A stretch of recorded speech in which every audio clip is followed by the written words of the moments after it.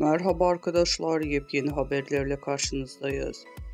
Elçin Sango, medyayı sev ama esiri olma diyerek düşündürdü. Güçlü metaforlardan oluşan kısa filmde medyanın gerçeklik algısının nasıl çarpılabileceğini gözler önüne seriyor. Elçin Sango'nun fotoğraflarında görünmemesinin medya tarafından tükenilen bir figür haline getirildiğinde gerçek kimliğinin kaybolduğunu sembolize ediyor. Medyaya esir olamam uyarısı insanlarda medya tüketiminin de bilinçli olmalarını hatırlatıyor.